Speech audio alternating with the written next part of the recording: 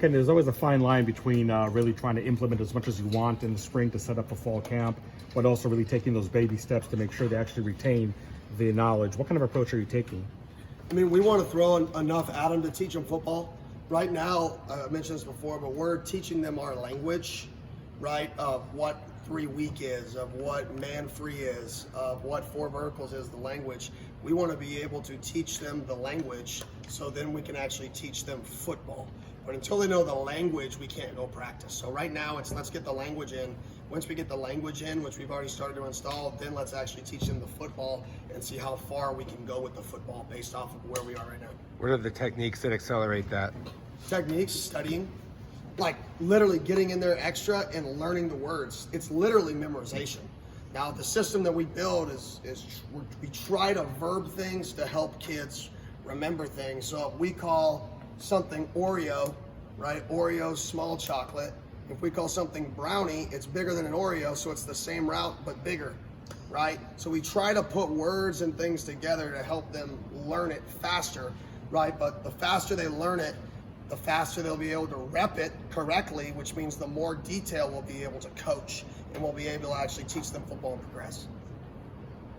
What have you seen as far as buy-in from the guys? Like, this is getting started and that they bought into your philosophy? Yeah, I think it's easy for me to be like, oh, they're all in. Like, that's of course. Like, when people are around me, when you're the head coach, they don't always tell you the truth. They put on, like, the act of, you know, they want to impress the head coach. So I think we'll find out at practice what the real buy-in is when there's struggle, when there's challenges. I think anybody can, you know, we're about competing and having more fun than anybody in the country, working harder than anybody in the country. But once you get in football, you face more adversity. And how do we respond when the adversity hits will be the test of the buy-in. As you've built the culture here in the past couple months, how much do you kind of need this next step to actually get out, get on the grass and play football to actually evaluate where you're at? Oh, it's huge because it's where the most adversity happens. It's where you have a bad day or you get burned on a rep and you have to respond, right? It's where you and somebody get in an argument and you all start to fight and the coach breaks you up and you have the ability to put your emotions in check and go to the next play, or you're the guy that just can't get it out of your head and you've got to go get in the scuffle, right? If you jump off sides, you're going to go sprint to the goalpost and then your backup's going to hop in. Whoever the next person is going to hop in. That's how we practice. So I think for us, this is a crucial piece because we played the game of football. We actually finally get to play football. How do you manage those expectations? A long way to go, obviously, until the start of the season. What does that look like for you as the head coach? I mean, expectations, there are none. We won 3 games. So what's our expectation? Get better today. Every single day, right? How we define success, like we want to be lifers, we want to be successful, be the very best at whatever you're doing right now. And if you do it and you repeat and you repeat and you repeat and you repeat, then your only expectation is just to be better right now, over and over again. That's our expectation. Am I better right now than I was yesterday? Am I better right now than I was 2 days ago? And with the leaders you have and the guys that came back, how much do they have a part in that? And how much does that help you guys as a staff? Huge. I mean, I lean on the team to make decisions. So, I mean, when I make a decision, a lot of the times I ask the guys what they want. If I disagree with them, will I say I disagree? Are you sure you want this? If this happens, this is what's going to happen. And we talk and we find an area that they understand this is still their team, but this is what needs to be done if we want to be successful. And I explain that. So I lean on the team a lot. This is their football team. It's my job to just set parameters and a standard of what it takes to be successful in college football. And we're going to set those standards. There's a billion ways to skin a cat, right? So for me, it's okay. This is what needs to be done to be successful. If you guys want to get it done this way, then we're going to do it this way. If you guys can't get it done this way because we're not there yet, then we're going to do it this way. There's a lot of ways to get the same thing accomplished. I want their input on how to get it accomplished, even though we're going to get the same thing accomplished at the end. I know you've been busy before, but what's it going to be like getting on the field tomorrow? Oh, exciting. I mean, it's kind of weird. We've had some meetings, and there's times where I'm like, okay, where do I go? You know what I mean? It's like, okay, well, I don't really have a position group, so I'm going to go to the D-line. Okay, let me go to the quarterback room, which is where I hang out with the most of the time.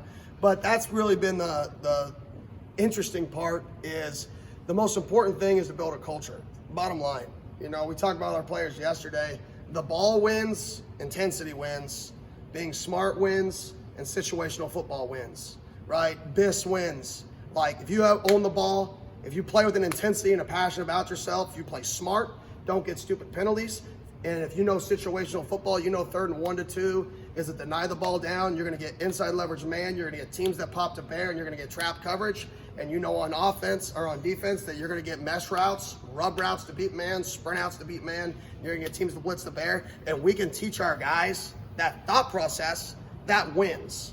It's not the scheme. It's nothing special. It's those things. So for me, that's what is the most fun part is I get to be around and I get to teach football to everybody in terms of what actually wins, and that's the culture piece. What will your starting quarterback have to show you to earn the job?